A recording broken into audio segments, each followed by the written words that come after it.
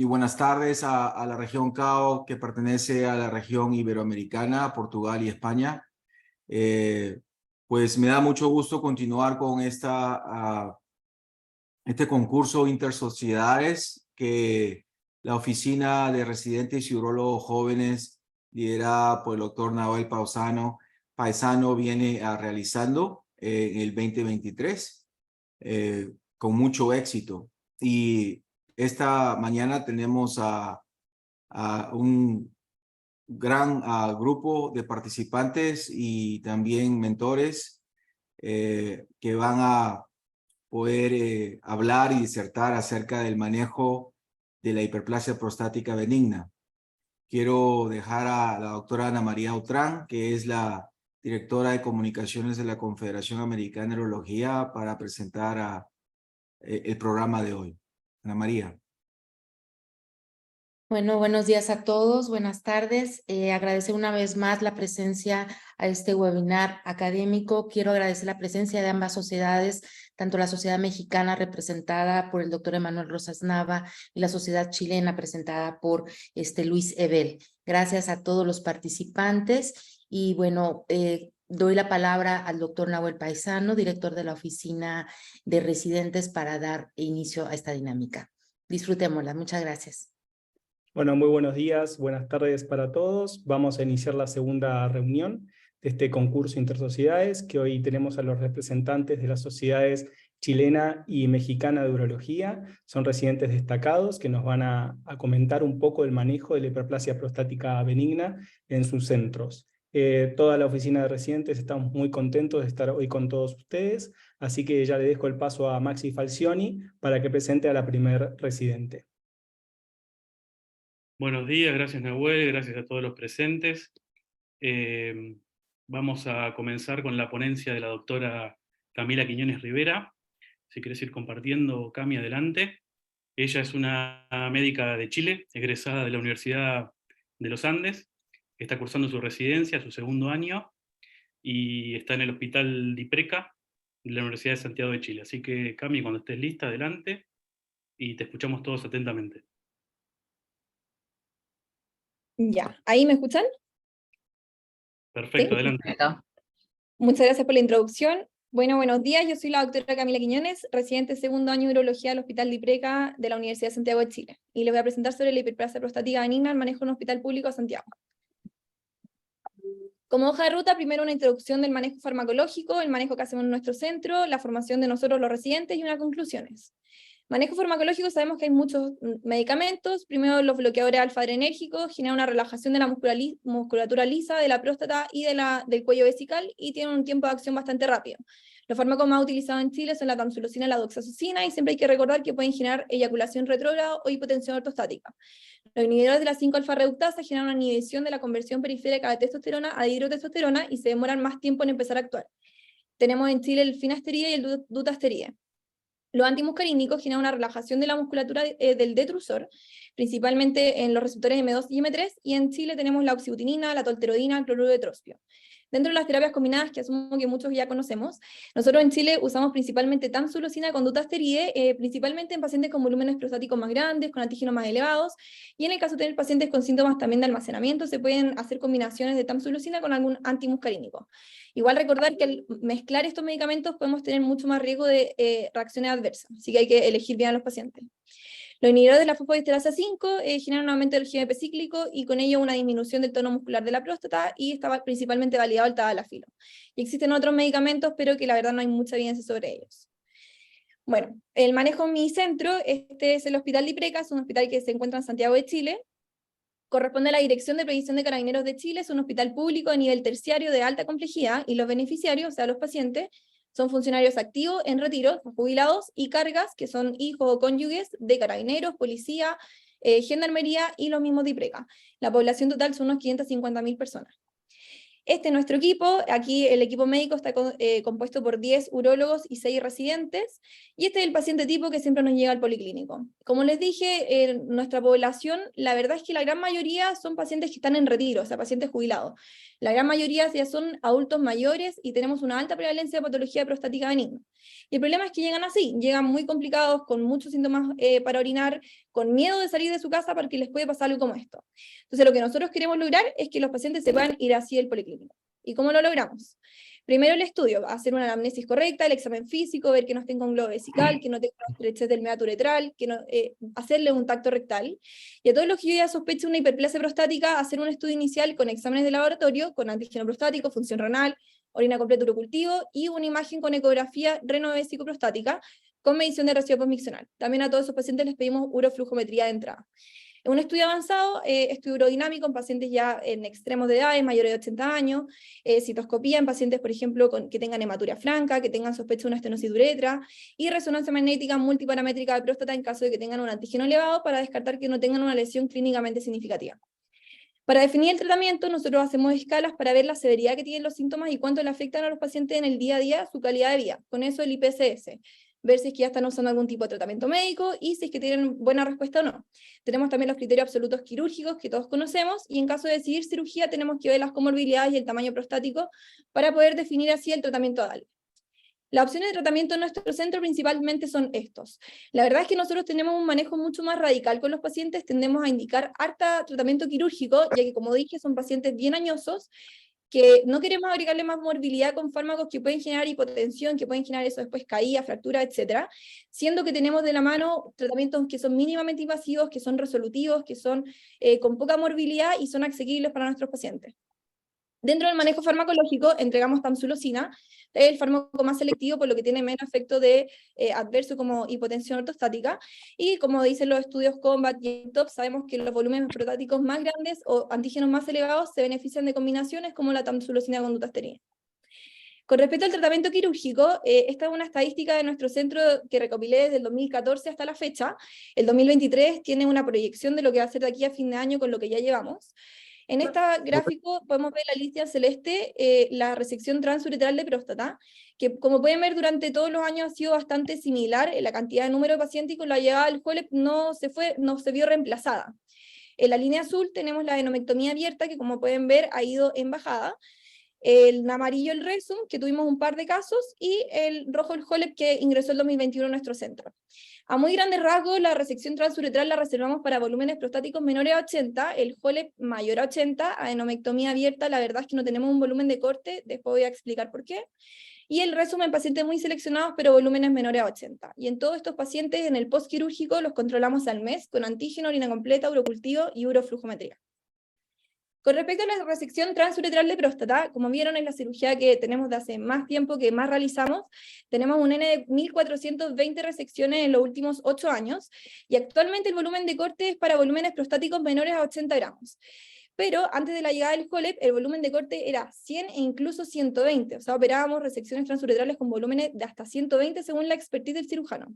Y hemos hecho estudios que se han publicado a nivel nacional, que el promedio de tejido resecado en nuestro centro previo a la llegada del HOLEP era de 30 gramos. Con respecto a la técnica, nosotros lo que hacemos es iniciar más o menos a las 11 del reloj hasta las 2 para poder generarse una hemostasia inicial resecando primero los vasos nutricios que van hacia la próstata. Y obviamente siempre respetar el esfínter, el verum, los orificios ureterales, resecar hasta la cápsula y vascular bastante para poder así hacer como la circunferencia que tiene la esfera de la próstata. Con respecto al instrumental, esto es lo que trae nuestro set de resección transuretral de próstata. Nosotros usamos un resectoscopio con una camisa de Mauer-Mayer, que es una camisa de 24 French, con irrigación discontinua. Nos gusta mucho porque con esto evitamos la sobredistensión vesical, o sea, la sobredistensión hídrica de la cirugía. Con esto nosotros podemos resecar volúmenes de prostáticos de mayor tamaño, y al ir vaciando con la bajada se genera un efecto de succión que va aspirando todos los chips prostáticos, lo que nos ayuda a no tener que usar el ELI constantemente para poder vaciarlo y poder trabajar así más cómodamente y volúmenes mayores. Ahí está el elemento de trabajo armado. Nosotros usamos energía monopolar con resección de asa, y usamos después el rollerball para poder hacer hemostasia con los siguientes parámetros en corte y coagulación. La verdad es que nos gusta mucho usar el monopolar, ya que nos permite resecar de manera más rápida y eficaz al final en las resecciones transuretrales. Como usamos monopolar, tenemos que usar de irrigación glicina, y para ello, para evitar el síndrome post-RTU, tenemos siempre normado tener cuidado con la altura de las bolsas, no más de 50 centímetros, el tiempo quirúrgico no más de 90 minutos, y evitar las perforaciones. Si es que se va a realizar alguna perforación, obviamente que no es lo que queremos, pero ideal que sea más al final de la cirugía. El tiempo de sonda, nosotros los pacientes los dejamos 36 a 72 horas con sonda y luego de ello le retiramos y se van de alta el mismo día. Y dentro de las complicaciones principales, nosotros la hematuria posterior es lo más frecuente, el paciente se va de alta, se siente bien, empieza a hacer fuerza y sangra. Esa es la principal complicación. Revisando en todas nuestras estadísticas, los últimos 10 años hemos tenido solamente un síndrome post-RTU, y creo que es muy importante destacarlo porque el volumen prostático que manejamos con energía monopolar es un número muy bajo. Y en los últimos 2 años, o sea, los 2 años de residencia que yo llevo, no he visto ninguna infección ni incontinencia posterior a esta cirugía, pero no tengo el dato completo. Con respecto a la adenomectomía abierta, como vieron, es mucho menos que la resección transuretral. Manejamos hasta el 2021, que fue con la llegada del HoLEP, sobre volúmenes de 100, 120 se hacía la adenomectomía, pero con la llegada del HoLEP esto fue cambiando. A medida que iba aumentando la curva de aprendizaje, los volúmenes fueron aumentando a 200 sobre 300, y la verdad es que actualmente no realizamos esta técnica. Es una técnica muy comorbida, mucho riesgo para el paciente, riesgo de sangrado, de salir a cama UCI o UTI, de transfusiones, más tiempo de estadía hospitalaria. Nosotros la dejamos con sonda 5 a 7 días, con retiro después de la sonda, y de ahí alta. Y dentro de las complicaciones principales, el sangrado intraoperatorio. Con respecto a la nucleación prostática con láser holmium, esta técnica llegó como a revolucionar un poquito nuestro servicio. Actualmente tenemos 2 urólogos completamente formados en esta técnica y otros en formación. Los primeros 2 años de la llegada de esta técnica hicimos 225 HoLEP, y actualmente tenemos un volumen de corte sobre 80 gramos para hacer esta técnica. Obviamente al inicio de la curva ese volumen era menor para poder ir aprendiendo, pero esto es lo que tenemos ahora. Nunca fue la idea reemplazar la resección transuretral. Con respecto al instrumental, nosotros tenemos tenemos resectoscopios con 2 tipos de camisa de Kunz, que son de 26 French y de 22. La 22 la tenemos reservada para pacientes con estenosis de uretra, estrecheces, para evitar así más morbilidad por la cirugía. Ahí están las distintas ópticas que utiliza cada camisa, y los elementos de trabajo con el canal para la fibra que nosotros usamos de 550 micras. Son los Morse Scope, y usamos una energía de 100 watts, enucleamos con Virtual Basket, y estos son los settings que usamos nosotros para la enucleación. Con respecto a la técnica misma, este es un video, un compilado de varios enucleaciones que nosotros hemos hecho en nuestro centro. Está en velocidad por 2, para que no crean que operamos así de rápido, solo por efectos del video. Entonces buscamos al verum montanum, y a las 2 hacemos una incisión delimitando ambos lóbulos prostáticos, para poder así tener un límite de mi enucleación. Luego de esto yo voy a hacer una incisión paramontanal, para poder así encontrar mi plano de disección. Una vez que yo lo encuentro, tengo que consolidarlo para después no perderlo. Y luego voy a hacer lo mismo al lado contralateral. Y una vez teniendo esto listo, ambas incisiones paramontanales para encontrar el plano posterior. Tenemos una tendencia, lo que nos gusta hacer es liberar precozmente el ápex, para así disminuir la tensión que se genera sobre el esfínter y disminuir la incontinencia precoz de los pacientes. Una vez encontrando el plano, este es como nuestro plano perfecto, ya que se ven las fibras, sangra poco, nos dicen como por dónde guiarnos, como el plano ideal para nuclear. Y una vez que liberemos por anterior y entremos en vejiga, empezamos a liberar el plano lateral. Aquí ya estamos llegando a la vejiga, y en este momento siempre es muy importante ingresar y ver que los ureterales estén indemnes. Nosotros en los 2 años de experiencia que tenemos no hemos tenido ninguna lesión de ureteral. Luego liberamos el plano posterior para poder soltar la próstata en vejiga, haciendo hemostasia ahí en los vasitos que van sangrando, y luego la hemostasia de toda la LOX prostática para poder hacer una buena morcelación y confirmar bien, como viendo todo el borde del cuello, que la próstata esté completamente suelta y, entre comillas, bailando dentro de la vejiga. Y ahí cambiamos la camisa interna, mantenemos la externa, y con el morcelador nosotros tenemos el hook, hacemos la morcelación. Al inicio teníamos pacientes con volúmenes prostáticos muy grandes, en donde el adenoma ocupaba casi todo el volumen vesical. Entonces hicimos esto bajo ecografía para estar seguros de que estuviésemos enucleando bien la próstata y no otra cosa, que obviamente es un gran susto. Y este es el resultado de esa cirugía, que fueron 330 gramos enucleados. Con respecto al tiempo de sonda Foilen, nosotros los dejamos 24-48 horas a los pacientes con sonda. Al posterior al retiro se van de alta, con un promedio de estadía hospitalaria de 1 a 2 días en el hospital. Y con las complicaciones, nosotros los últimos 100 casos tenemos tabulado 8% de retención agua de orina tras el primer día de sonda, o sea, menos de 24 horas con sonda retirada, 8% de retención. Incontinencia orina transitoria el primer mes de un 14%, al tercer mes de 8%, y a los 6 meses de 2%. La hematura con la sonda de 1%, y hematura con retención post-retiro de 4%, estrechez de meato de 2%, y orquipidimitis de 3%. Con respecto al resumen, está nuestra casuística. La verdad es que no los quiero aburrir con tanto datos, solamente mostrar un poquito nuestra experiencia. Tuvimos 19 casos, la verdad es que en general no fue una técnica que nos acomodara mucho. Tuvimos 3 pacientes que se complicaron, que tuvieron que hospitalizarse, tratamiento endovenoso por sepsis de foco urinario, uno que hizo un absceso prostático que hubo que hacerle una RTU, 2 pacientes que se reoperaron después con RTU, los pacientes en el seguimiento tenían muchos síntomas irritativos. Entonces la verdad es que es una técnica que tenemos disponible en el centro, pero la ofrecemos solamente para ciertos pacientes que no quieran un tratamiento definitivo aún, que quieran quizás mantener la eyaculación, pero ya que tenemos la resección transuretral, ese es nuestro gold standard para los volúmenes menores a 80 y no lo son. Con respecto a los trabajos publicados en nuestro centro, estos son algunos que se han publicado a nivel nacional a partir de la hiperplasia prostática, y estos son algunos que están en curso sobre el HOLEP, en cuántos casos se necesita para alcanzar la trifecta, cuáles son factores predictores del retiro de sonda precoz, y cuál es la tasa de complicación de los primeros 50 casos versus los siguientes 100. Ya para ir finalizando la formación de los residentes, quise poner una foto porque creo que los veo más a ellos que a mi familia, pero nuestra formación consta de 3 años y somos 2 residentes por año. Total somos 6. Nuestra formación es bastante estructurada, a mí me gusta mucho, siento que es bueno ir por metas y a medida que yo adquiero más habilidad voy subiendo esa meta. En primer año lo importante es conocer el instrumental, conocer la técnica, ver la cirugía, hacer la citoscopía, en las resecciones transuretrales de primer año hacer la hemostasia posterior para conocer el instrumento y cómo se mueve, e instalar todas las sondas Foley posibles. Segundo año, con la parte de hiperplasia, el becado está encargado de hacer la cirugía endoscópica, la resección transuretral, al inicio obviamente hacer solo un lóbulo, el urólogo hace el otro, después avanzar en la resección completa menos el ápex, que es la parte más sensible, y después ya hacer la resección completa de próstatas menores de 50 a 60 gramos en segundo año. Con respecto al HOLEP, el residente segundo año realiza la morcelación, al inicio enuclear en un plano que ya está establecido, luego ser uno quien busca el plano posterior, y luego hacer la liberación completa en el cuello. Y el residente tercero se tiene que encargar de poder hacer la cirugía abierta completa y la endoscópica completa, egresando así como urólogo, siendo capaz de hacer una resección transuretral de volúmenes mayores a 60 solo, y una enucleación prostática completa solo. Como vieron en todas las fotos que puse, siempre es importante tener a alguien al lado que nos esté guiando. Hay que recordar que estamos frente a pacientes, frente a humanos, y la verdad es que hay que aprender, sí, pero siempre con un límite y un margen de seguridad. Y eso es algo que yo recalco mucho de mi centro, que nunca nos dejan solos, siempre es acompañado, nos van enseñando e indicando. No solamente en la cirugía de enoma prostático, sino que también en la cirugía laparoscópica, en la cirugía percutánea y en la cirugía robótica. Entonces, a modo de conclusión, nosotros tenemos un alto número de pacientes con patología prostática benigna. Nuestra tendencia es más hacia la resolución quirúrgica para evitar que lleguen con las complicaciones ya posteriores. La resección transuretral de próstata y el HOLEP son las técnicas que nosotros más utilizamos y son las recomendadas por las guías. La formación de los residentes es por etapa y acompañada, y nuestro centro es un centro de alta complejidad con un amplio interés en la innovación y actualización de las técnicas. Muchas gracias.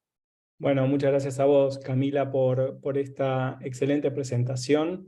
Y antes de dar paso a Antonio Muñoz, el representante de México, quiero presentar a nuestros moderadores que tenemos hoy, que son 2 prestigiosos jóvenes urólogos, a Cristian Cristalo del Hospital Italiano de Buenos Aires de Argentina, y a la doctora Cristina Ferreiro Pareja del Hospital de Belviche de Barcelona, España. Bueno, ahora sí doy paso a mi compañera Geraldini Castillo para que presente al próximo moderador, perdón, al próximo residente, que es Antonio Muñoz. Bien, buen día, gracias, Nahuel. Vamos a continuación a presentar al doctor Antonio Yaromín Muñoz López. Él es el representante de México, es médico cirujano de la Universidad de Guadalajara y está actualmente cursando el 4º y último año como jefe de residentes de urología en el Hospital General Dr. Manuel Gea González en la Ciudad de México. Adelante, Antonio. Muchísimas gracias. Comparto mi presentación. Listo. ¿La ven ahí? Sí, perfecto. Perfecto. Antonio. ¿Y se ve bien? Sí, perfecto. Excelente.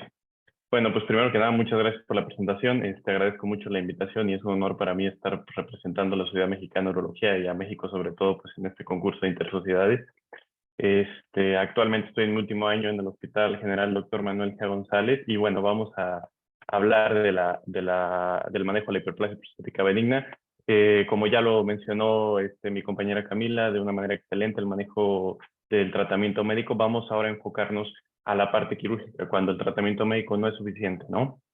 o cuando nuestro paciente tiene las indicaciones bien marcadas de lo que nos puede llevar a un tratamiento quirúrgico. ¿Qué nos dicen las guías americanas en cuanto a las indicaciones puntuales o absolutas de un tratamiento quirúrgico? Bueno, tenemos estas indicaciones absolutas, que es la retención aguda de orina, la formación de litos vesicales, la elevación de azuados, las infecciones del tracto urinario de repetición, la hematuria recurrente y el fracaso del tratamiento médico.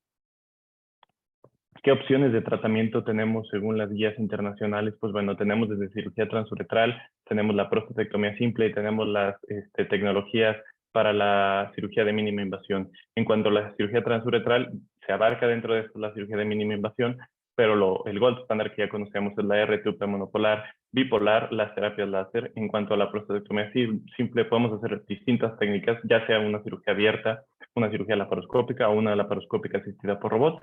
Y en cuanto a las terapias MIST, pues tenemos la terapia térmica por microondas, el iTint, los stents prostáticos, el Urolift y la terapia con vapor de agua, que es la terapia Rezum. En cuanto a las guías europeas, ¿qué nos marcan o cuáles son los lineamientos que debemos tomar para nosotros decidir qué técnica vamos a utilizar en cuanto al tratamiento quirúrgico? Bueno, lo dividen de acuerdo al volumen prostático y algunas características del paciente, ¿no?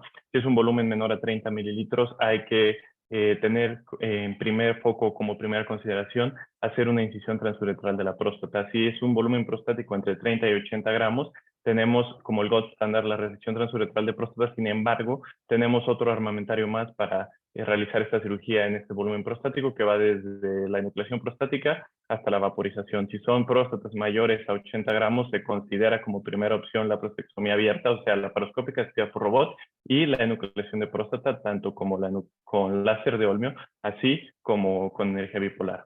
En pacientes que tengan algún padecimiento cardiovascular o que se encuentren con anticoagulación, es importante valorar la fotovaporización de próstata con una energía láser. Para hablar del gold standard, pues sabemos que las guías aún manejan como principal técnica quirúrgica la resección transuretral de próstata. Ya vimos en qué volúmenes, sobre todo la cirugía monopolar. Sin embargo, en los últimos años, con la accesibilidad a este tipo de energía, pues, y el menor riesgo de complicaciones, se utiliza la técnica bipolar. En cuanto a terapias láser, tenemos el láser de Olmio para la enucleación, la fibra de láser de Tulio para la enucleación y la vaporización con el GreenLight. En cuanto a la prostatectomía simple, tenemos la cirugía abierta para hacer la adenomectomía, la cirugía laparoscópica y la cirugía laparoscópica asistida por robot. De acuerdo a los lineamientos, pues próstatas preferentes mayores a 80 gramos e incluso mayores a 100 gramos. Las terapias MIST, que sobre todo van enfocados a pacientes jóvenes, a pacientes que tienen deseo de mantener la eyaculación anterograda. Tenemos la terapia térmica con microondas, el iTint, los stents transuretrales como es el Butterfly, el Urolift y la terapia Rezum. De acuerdo a las guías americanas, aquí está plasmado en esta imagen el armamentario que todo urólogo debería de conocer, o que si en lo ideal deberíamos de tenerlo, de acuerdo al volumen prostático, ¿no? Lo que se mencionó previamente en próstatas menores a 30 gramos, hacer una incisión transuretral de la próstata, y de 30 para arriba utilizar las técnicas convencionales como la RTUP bipolar, y si llegamos a tener volúmenes mayores a 60 o mayores a 100 gramos, valorar siempre una cirugía abierta o una cirugía laparoscópica para hacer pues, la decisión del adenoma prostático. Bueno, ahora vamos a hablar un poco de la formación del hospital donde me encuentro, que es el Hospital General Dr. Manuel G. González, que se encuentra en la capital de México, en la Ciudad de México. Actualmente tiene 76 años funcionando. Inicialmente funcionó como un hospital para atención a los pacientes con tuberculosis. Se fundó en 1947 y fue hasta 1986 que se fundó el servicio de urología, y actualmente funciona como un hospital de alta especialidad. En cuanto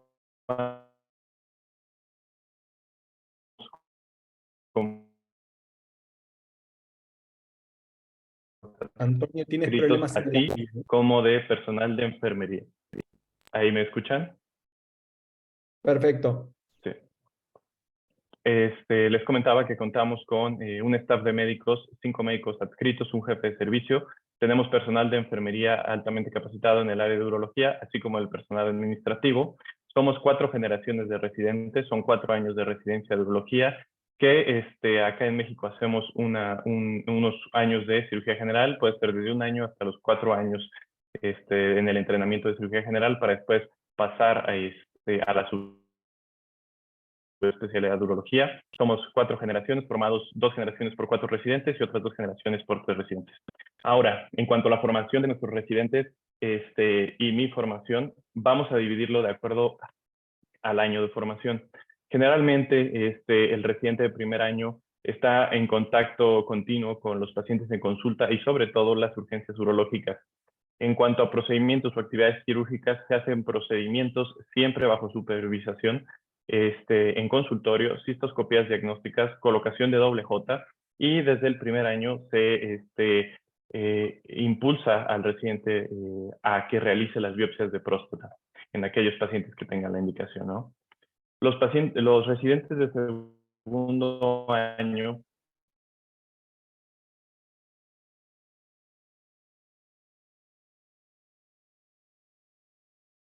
quirúrgicas, ya sea de pene y escroto. Sin embargo, es muy importante que en esta etapa de la formación están en contacto con todo el material, ya que ellos se encargan de preparar todo el material quirúrgico que nosotros vamos a utilizar y que ellos van a utilizar en las cirugías.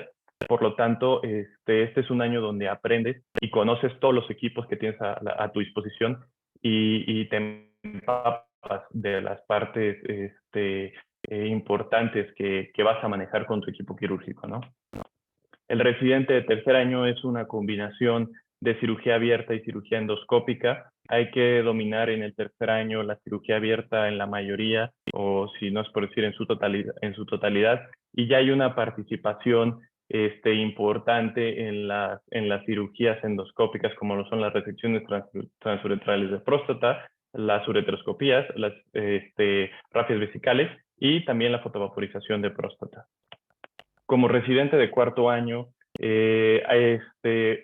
formas parte de la enseñanza a los residentes de los años abajo.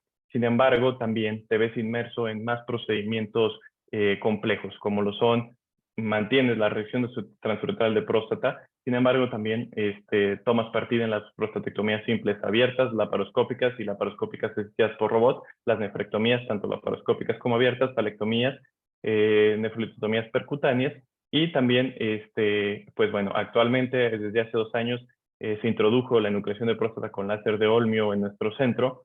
Entonces ya formamos parte también en la participación de la cirugía para enucleación con láser de Olmio y la fotovaporización con Greenlet. Igual, siempre bajo la tutela de un médico adscrito que te esté guiando y orientando para obtener los mejores resultados posibles.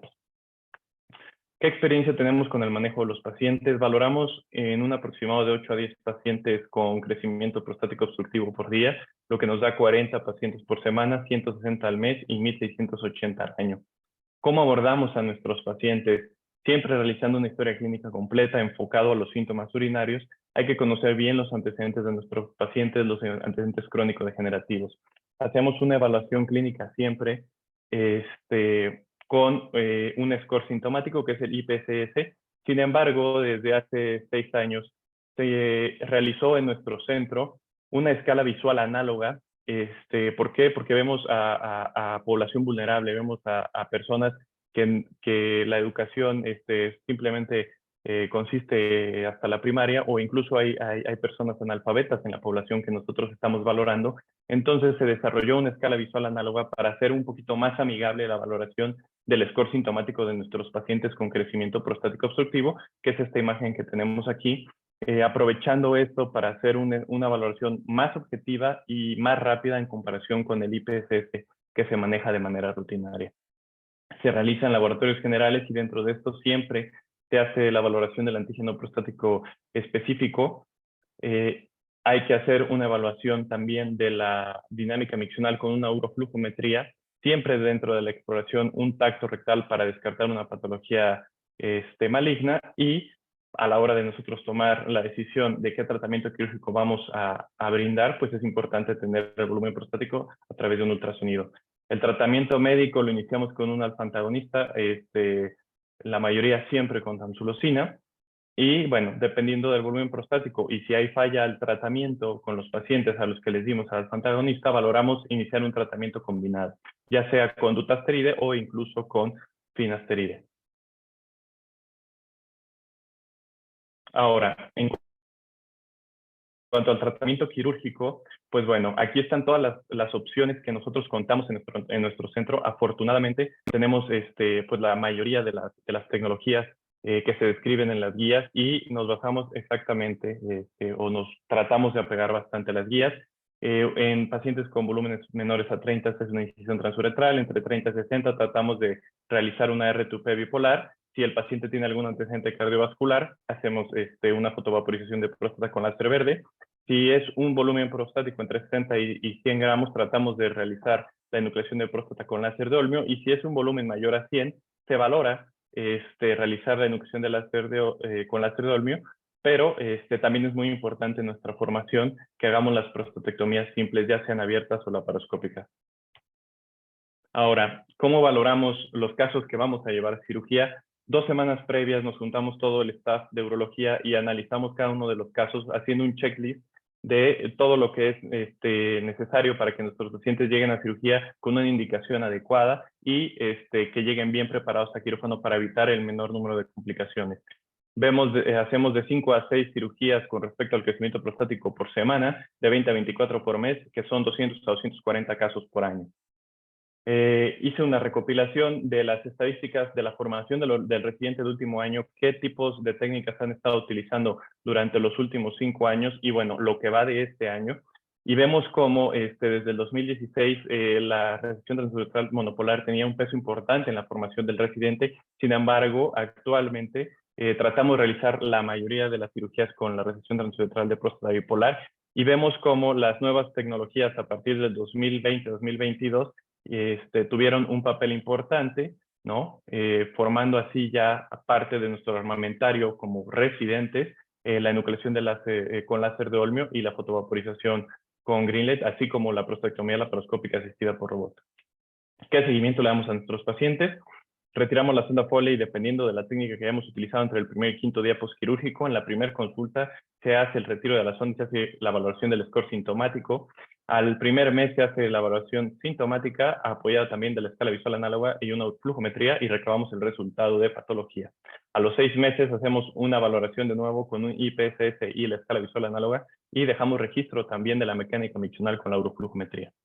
Ahora, como somos un centro de alto volumen, hicimos una encuesta a la mayoría de los urólogos de México para evaluar dónde estaba la mayor cantidad de urólogos y qué tipos de técnicas teníamos en el país, o qué tipos de técnicas se seguían haciendo con más frecuencia en el país. Vimos que en la Ciudad de México estamos concentrados la mayoría de urólogos y que las indicaciones o los parámetros que se utilizan para llevar a un paciente a cirugía pues siguen siendo los mismos que tratamos de llevar siempre para apegarnos a las guías, ¿no? El IPSS, la evaluación del antígeno prostático, el volumen prostático, el tacto rectal y el índice de protrusión prostática. Aquí vemos cómo, a pesar de que una gran parte de los centros urológicos cuentan con las tecnologías, pues la R2P bipolar sigue siendo y monopolar siguen siendo las técnicas que más se siguen realizando en el país. Hablando un poco de la academia, tenemos aquí uno de los trabajos más importantes que se han realizado en el Hospital General Dr. Manuel G. González, y como ya lo había mencionado, se hizo la escala visual análoga para apoyarnos nosotros con la población que tenemos, y bueno, pues se vio que sí tiene un valor importante porque disminuye el tiempo para que el paciente haga su valoración sintomática, y además es más amigable y es un poquito más objetivo para ellos y sencillo contestar el cuestionario, ¿no? Tenemos series de pacientes que se operaron con cirugía abierta y también aquellos pacientes que se les hizo una fotovaporización con láser verde. Pues nada, quiero agradecer. Vamos a seguir trabajando y con nuestros pacientes para tratar de dar una atención de calidad. Y pues nada, agradecer a la Sociedad Mexicana de Urología y a la Confederación Americana de Urología. Muchas gracias por la atención. Bueno, muy bien, Antonio, te felicito. Y antes de pasar al caso clínico, que Alex irá compartiendo pantalla, no sé si Cristina Cristian o Ana María y el doctor Alejandro quieren hacer algún comentario al respecto. Hola, bueno, yo antes que nada quería felicitar a los dos exponentes, la verdad que muy lindas las presentaciones, bastante dinámicas, nos dieron un pantallazo general de cómo tratan en sus centros lo que es patología prostática benigna, así que felicitaciones a ambos. Algunos datos que quería destacar sobre ambas presentaciones, es muy interesante ver la presentación de Camila, como la enucleación prostática está ganando cada vez más espacio gracias a la introducción de una técnica que es bastante poco mórbida en lo que es el intra y posoperatorio. La enucleación con láser hoy en día, como mostraba en las curvas de Camila, ha aumentado el volumen de pacientes. Y también lo que estuve viendo en tu presentación, Camila, es que están indicando cada vez más sin disminuir el número de cirugías, lo que es resección monopolar o cirugía abierta, con lo cual esto evidentemente habla de que ha aumentado el volumen de pacientes quirúrgicos a expensas de tratar precozmente a los pacientes, lo cual va a tener un montón de beneficios en la calidad de vida del paciente. Digamos que antes la tendencia marcaba hacia demorar la cirugía hasta últimas instancias, y hoy sabemos que la cirugía precoz obtiene beneficios, sobre todo en lo que es disminución de la sintomatología asociada a la hiperactividad de la vejiga. Así que nada, es un dato destacable de tu presentación. Sí me llama la atención que no sé si es porque no tienen tecnología bipolar, por qué siguen utilizando monopolar, pero bueno, debe ser algo propio del centro. Y con respecto a la presentación de Antonio, también felicitaciones, muy interesante. Creo que hoy en día vos hablabas del gold standard de lo que es cirugía, resección transuretral. Sin embargo, yo creo que esta tendencia está cambiando hacia lo que es la enucleación. Sin lugar a dudas es superior. Esto funcionalmente, a largo plazo, los resultados funcionales son mejores y se sostienen más en el tiempo. Y es impresionante ver cómo tienen todo tipo de tecnología en el centro de ustedes, Antonio. Me llama la atención un dato que es si tienen tecnología Holmium, por qué hacen algunas enucleaciones con láser verdes, sabiendo que la energía pulsada para lo que es la enucleación de próstata es superior. Y es muy interesante esta escala visual análoga, estaría bueno que tenga más difusión y poder implementarla, digamos, en mayores centros, porque la verdad que es muy interesante y muy didáctica. Así que bueno, felicitaciones a ambos. Y bueno, no sé si Cristina quiere hacer algún comentario. Sí, bueno, yo quería sumarme a las felicitaciones. La verdad que es muy interesante ver, ¿no?, otros hospitales, otras maneras de trabajar, probablemente muy similares a la nuestra. A mí me ha llamado la atención de la presentación de Camila, vuestra experiencia con el Rezum. Yo también tuve mi curva en mi hospital, y sí es verdad, y estoy 100% de acuerdo, que es una técnica que, aunque tiene mucho, tiene su perfil de pacientes. Yo también tuve esta experiencia de sepsis urinaria, sepsis graves en pacientes aparentemente con cultivos previos negativos, que la complicación posoperatoria, pues bueno, nunca gusta. Y tuve una experiencia similar. Sé que otros grupos no lo han manifestado así, pero en mi caso, que llevamos alrededor de unos 25 pacientes, sí he tenido esta tasa de reingreso y tasa alta de retratamiento, por lo menos con medicación vía oral, ¿no? Y bueno, también me ha gustado, pienso que sí es verdad que la adenomectomía abierta está quedando, probablemente es la técnica que va quedando más en desuso, bajo mi punto de vista, probablemente por esta complicación en forma de sangrado, muchas veces intraquirúrgico y con necesidad de reintervención a posteriori. Pienso que probablemente es una técnica que quedará relegada y que vale la pena, si hay disponibilidad en los hospitales, plantear hacerla vía laparoscópica o inclusive vía robótica, ¿no? Muchas veces bueno, se limitan estas indicaciones por disponibilidad de materiales, pero bueno, sí que han demostrado un beneficio en menor riesgo de sangrado y menor tasa de reintervención, ¿no? Y pienso que esto pues también es una cosa a tener en cuenta. Y bueno, simplemente felicitaros de verdad por el trabajo, la claridad en la presentación y bueno, a seguir trabajando en ello.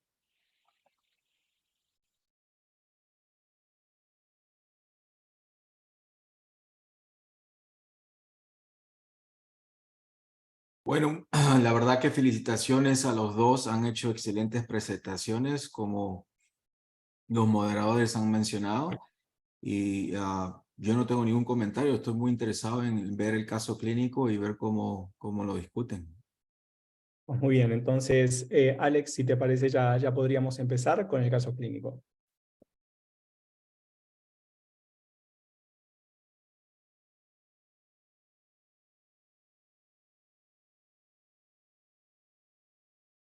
Alex, estás sin audio.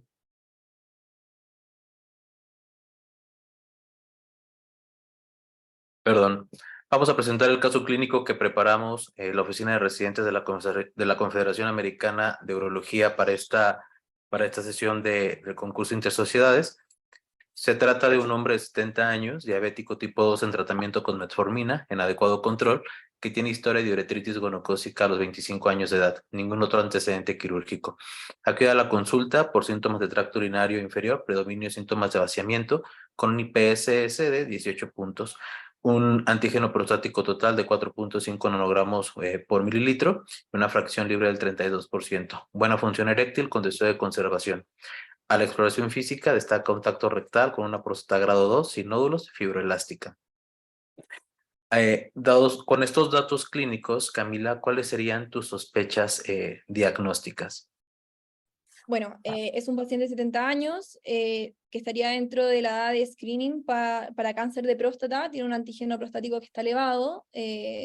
Yo creo que por un lado habría que pensar como prender una ampollita y decir hay que volver a repetir el antígeno con una orina completa de cultivo, ver que no hay una infección dando vuelta, preguntar por causas como descartar otras causas de elevación de antígeno. Y por otro lado, con todos los síntomas que tiene del tracto urinario, que ya le da una escala moderada en el IPSS, hay que pensar, obviamente, por un lado, que puede ser un aumento del tamaño prostático, es un crecimiento, una hiperplasia, pero tiene una historia de uretritis gonocócica, por lo que puede tener una estrechez de uretra, una estenosis en alguna parte. ¿Alguna otra? Gracias, Camila. ¿Alguna otra posibilidad diagnóstica, Antonio? Están excelentes las posibilidades diagnósticas que comenta mi compañera Camila. Sin embargo, es un paciente que tiene el antecedente de diabetes, entonces también podría tener un componente neurogénico el paciente, ¿no? Es decir, es importante también tenerlo en cuenta, ¿no? Una estenosis de uretra, un crecimiento prostático obstructivo versus una vejiga neurogénica. Antonio, ¿qué estudios diagnósticos solicitarías para abordar este caso? En este caso sí es importante realizar un ultrasonido vesicoprostático con volumen de orina residual y ver con eso la densidad del antígeno prostático, porque nos va a ayudar a orientar nuestro manejo del paciente por la elevación del antígeno prostático, y si sospechamos de una estenosis de uretra, una uroflujometría inicialmente también para ver la mecánica miccional. ¿Algún estudio de laboratorio que te interesara conocer, Camila? No, yo le repetiría el antígeno prostático total, le tomaría una orina completa de cultivo y le pediría función renal para ver cómo están funcionando los riñones. Eso principalmente. Y hemoglobina glicosilada igual uno puede pedir para ver el estado de compensación de esta diabetes, pensando en la posibilidad de vejiga neurogénica. A este paciente se le hicieron estos laboratorios, una biometría hemática con una hemoglobina de 12.1, plaqueta 179,000, una química sanguínea con una glucosa en 114, creatinina en 0.9. De acuerdo a la fórmula seca de EPI, tiene una tasa de filtrado glomerular de 97.9 mililitros por minuto por metro cuadrado de superficie corporal. Se repitió el antígeno con un AP de 4.5 y una fracción libre del 22%. El examen general de orina de aspecto turbio, con esterasa leucocitaria negativa, leucocitos 12 por campo, eritrocitos 8 por campo, bacterias moderadas y un urocultivo sin crecimiento. Se le hizo también una flujometría que revela un Qmax de 9.4 mililitros por segundo, un volumen vacío de 200 mililitros en 21.8 segundos, con un Q promedio de 5.5 mililitros por segundo. Y un ultrasonido vesicoprostático con un volumen prostático de 50 gramos, una densidad de antígeno de 0.05 y orina residual del 22%. ¿Pedirían algún otro estudio adicional a los que ya presentamos, Camila? Sí, la verdad es que como el paciente tiene 70 años, como dije en un inicio, igual está dentro del screening de cáncer de próstata. Yo, obviamente, con los estudios que ya tenemos varias sospechas, la curva de la uroflujometría, tenemos el aumento del volumen prostático, un residuo postmiccional elevado, pero creo que sí es importante en estos pacientes, si bien el tracto rectal es no sospechoso, el antígeno prostático repetido está elevado, entonces yo le pediría una resonancia magnética multiparamétrica antes de seguir con el estudio benigno de la próstata. En tu caso, Antonio, ¿harías algún otro manejo? Bueno, como ya tenemos dos determinaciones de antígeno prostático, vaya que sí están elevadas, pero tenemos una fracción libre por arriba del 25%, y la densidad del antígeno prostático que tiene un valor predictivo del 86%, un valor predictivo negativo, yo creo que no es necesario llevar más allá el estudio enfocado al cáncer de próstata en este paciente. Sin embargo, por la curva que veo en meseta en la uroflujometría, sí me parece importante que realicemos un uretrocitograma, porque el antecedente a la uretritis gonocócica está ahí, entonces es importante también descartar esta posibilidad, ¿no? La estenosis de uretra. Y digo, afortunadamente el paciente tiene una función renal adecuada y el examen general de orina y el urocultivo sobre todo está negativo. Hasta este momento, a nuestro panel de expertos, Cristian, Cristina, ¿alguna pregunta que tengan para los residentes? No, yo, a ver, creo que coincido un poco con Antonio, con el tema de la cisturetrografía, por el tema del antecedente gonocóxico y la curva plana que tiene la flujometría. Pero, y tampoco sé si avanzaría lo que es indagar en la posibilidad de un tumor de próstata, por lo que ya comentó Antonio. Doctor Rodríguez, doctora Ana María, ¿algún comentario, alguna pregunta para los residentes que están exponiendo? No, de mi parte no. Se le hizo efectivamente la uroflujometría y bueno, ¿te gustaría interpretarla, Camila? Sí, se ve, o sea, en la uretrocistografía se ve que tiene una buena llegada del paso del contraste a nivel, quizás podría ser que a nivel de la uretra vulvar habría una zona que no está tan demarcada con el contraste, pero no se ve ninguna estrechez a grandes rasgos de toda la uretra. Entonces, considerando todos los estudios que ya se le hicieron a este paciente, ¿qué tratamiento le indicarías? ¿Lo revisarías nuevamente en cierto tiempo? ¿Indicarías algún tratamiento farmacológico con una sola fármaco? ¿Tratamiento combinado? Y bueno, me gustaría que nos explicaras, tú ya lo comentaste en tu intervención, pero ¿por qué en este paciente elegirías cierto tipo de esquema terapéutico con una droga, con dos drogas? ¿Qué ventajas tiene uno sobre otro para este caso? ¿Y qué criterios considerarías como falla al tratamiento? ¿Yo? Sí. Ya. Bueno, inicialmente, si voy a elegir un tratamiento farmacológico, elegiría un tratamiento dual por el tamaño prostático y el antígeno que tiene. Los estudios han demostrado que la terapia combinada disminuye el riesgo de retención aguda de orina posterior, la intervención quirúrgica y mejora el IPCS y el Qmax en relación a los tratamientos por separado. Y en el caso de dar una terapia dual, tamsulosina con dutasteride, como dije, tamsulosina es uno de los fármacos más selectivos, por lo que menos riesgo de hipotensión, pacientes de 70 años, y ventajas y desventajas de ambos esquemas. Bueno, ahí lo respondí igual un poco, los criterios a considerar de posible falla, en el caso de que el paciente tenga una mala respuesta al tratamiento, yo le indicaría quizás un tratamiento quirúrgico para poder obviamente desobstruirlo, si ya tenemos claro que la causa de esto es el crecimiento prostático, y en ese caso, al tener un volumen prostático de 50 gramos, le ofrecería una resección transuretral de próstata en primera instancia. ¿Y cómo tú podrías evaluar la falla al tratamiento en este caso? O sea, el tratamiento dual sabemos que la tamsulosina aporta a un alivio precoz de los síntomas, pero el efecto máximo se da a los 6, 8 meses incluso. Entonces, si es que yo quiero intentar con mi tratamiento farmacológico, haría controles, primero quizás puede ser a los 3 meses, después a los 6, y después al año. Si ya después del año el tratamiento realmente no le funciona al paciente, con la escala de IPSS sigue con mucha sintomatología que le afecta a la calidad de vida, yo ahí diría que ya es momento de cambiar el tratamiento quirúrgico. Yaro, ¿cambiarías tú qué tipo de tratamiento le ofrecerías a este paciente? Por el volumen prostático, digo, se podría iniciar una terapia dual, sin embargo, preferimos iniciar con una monodroga, sobre todo tamsulosina.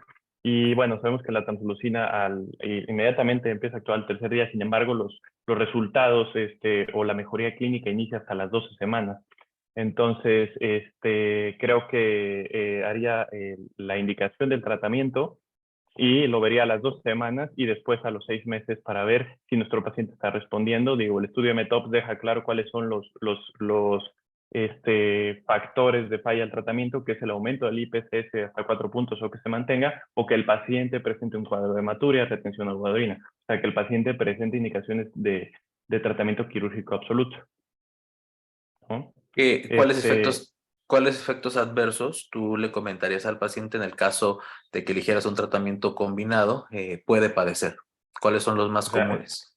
Sobre todo, hablar con el paciente de la hipotensión ortostática y la disminución de la libido por la combinación del fármaco con inhibidor de la 5-alfa reductasa. Y bueno, lo de tiempo de respuesta a los síntomas hay que valorarlo a las 2 semanas y a los 6 meses.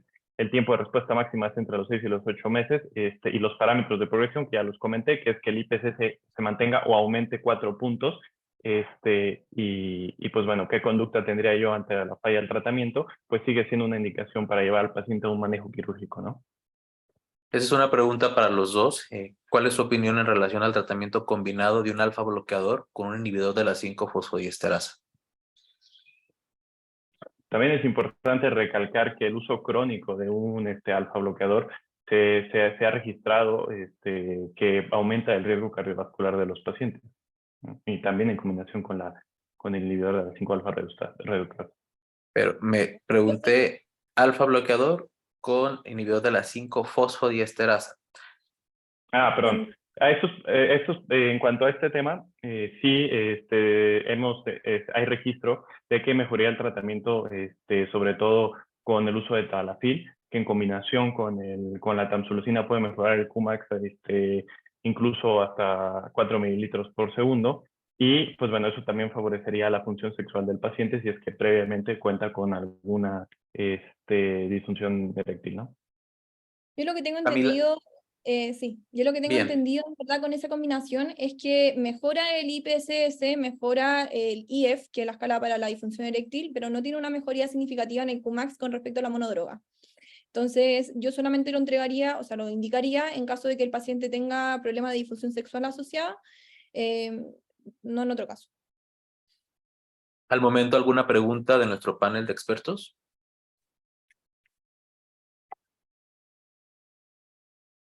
Continuamos con el caso.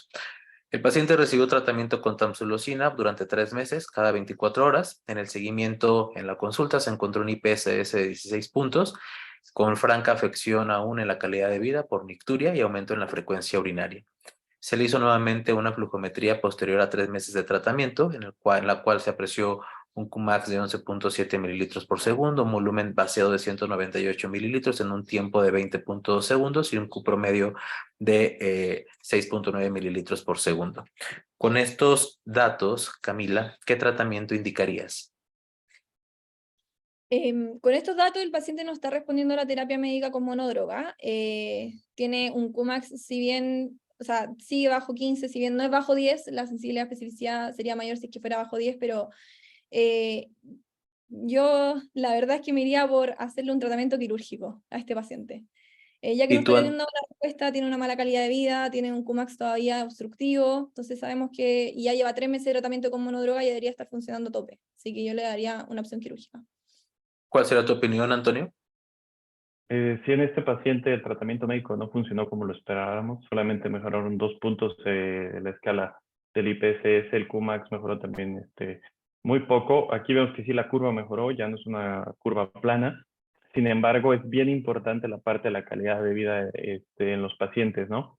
Sobre todo la nicturia es uno de los síntomas que más merma la calidad de vida, y también coincido que deberíamos llevar a este paciente ya con estos datos a un tratamiento quirúrgico.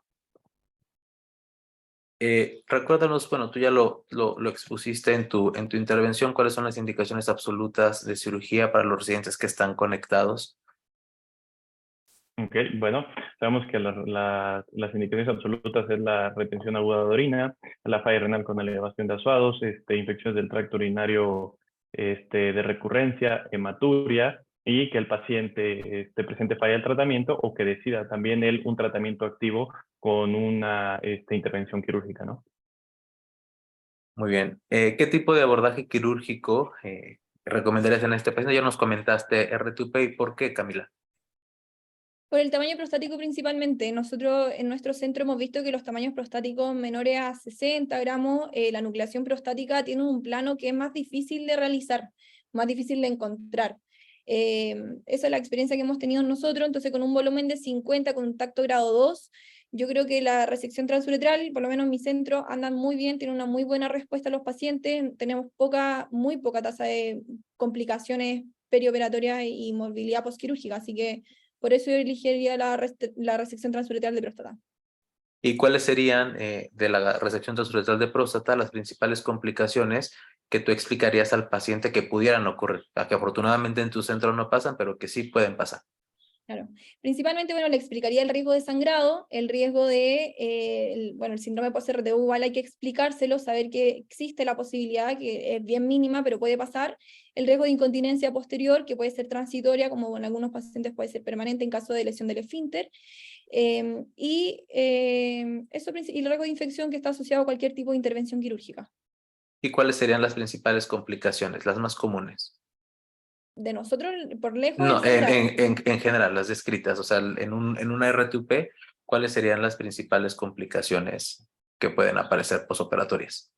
O sea, pueden tener hematuria, pueden tener síndrome post-RTU, infecciones asociadas a la cirugía, incontinencia posterior, y más que una complicación, algo que sabemos que le ocurre a los pacientes, eyaculación retrógrada.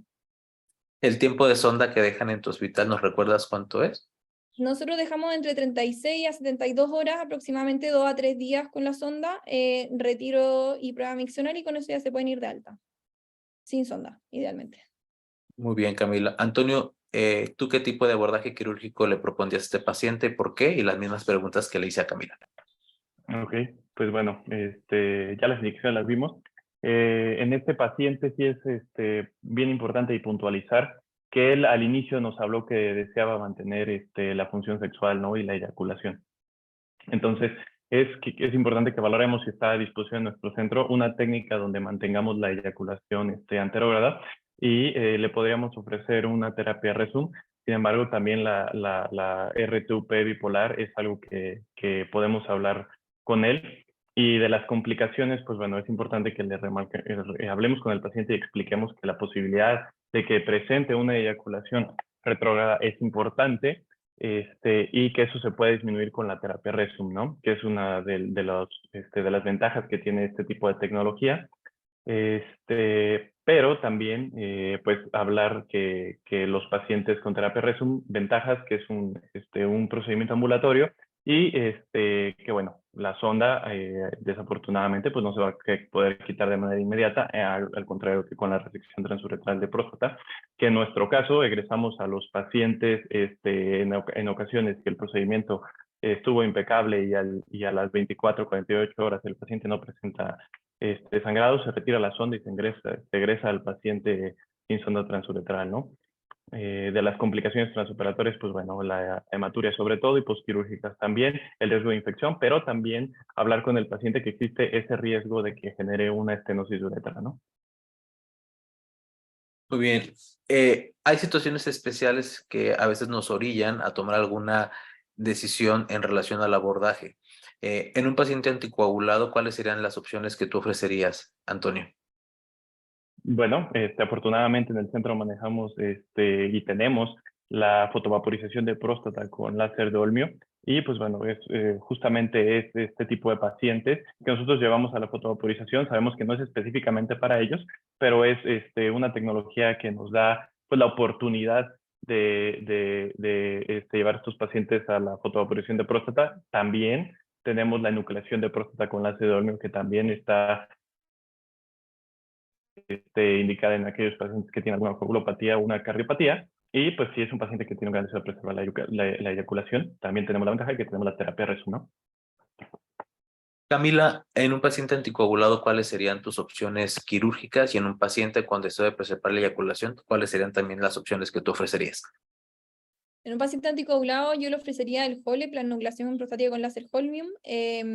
Sangran bastante poco. Nosotros hemos tenido la experiencia, hicimos unos casos de Tuflep con Thulium Fiber, que tenía una mucho mejor coagulación, debo decirlo, pero era una técnica que encuentro que era era más difícil para mí por lo menos y para los que estuvimos ahí, de poder encontrar el plano y de realizar la técnica al final más prolija. Por lo que yo elegiría el HOLEP en el caso de anticoagulado, y en el caso de preservar la eyaculación, obviamente conversar con el paciente, explicarle muy bien las técnicas quirúrgicas. El RESUM vendría siendo una mejor opción, explicándole que sería un tratamiento transitorio, que pueden aumentar los síntomas irritativos postquirúrgicos, que sería principalmente algo transitorio y que eso. En este caso, Camila, ¿tú hubieses considerado realizar previo a un tratamiento desobstructivo una cistoscopía o una urodinamia? ¿En qué casos sí la considerarías y en qué casos no? Citoscopía creo que es importante en pacientes que yo tenga, o sea, que tengan, por ejemplo, hematuria franca dentro de los síntomas del tracto urinario inferior. Hay que siempre descartar que no tengan ninguna lesión vesical. Y también en pacientes que yo sospeche y quizás tengan una estenosis de uretra, o sea, que la uroflujometría me haya salido una curva más bien plana como en la primera que vimos, y yo sospeche que mi origen de la sintomatología es una estrechez de uretra, una citoscopía previo siempre. Y la urodinamia en pacientes que sean muy añosos, por ejemplo, mayores de 80 años, o que sean muy jóvenes, que tengan mucha sintomatología irritativa, que yo dude que mi objetivo, o sea, mi causa sea la próstata y que pueda tener algún componente neurogénico de la vejiga. Pacientes que ya estén operados de próstata, por ejemplo, y que yo voy a hacer una reintervención, también puedo hacer una citoscopía primero o una urodinamia en caso como de la falla del tratamiento. Eso. Las mismas preguntas para ti, Antonio. En este paciente la cistoscopía, afortunadamente contamos con el electrocistograma que se encuentra normal. Sin embargo, si nos queda duda, podríamos realizar la cistoscopía para descartar precisamente la estenosis de uretra. Si tienen alta sospecha los pacientes de una patología maligna, también se podría llevar, pero específicamente en este paciente la justificación de la cistoscopía pues sería que quedáramos todavía con la duda, tendríamos la sospecha alta de que el paciente tenga una estenosis de uretra.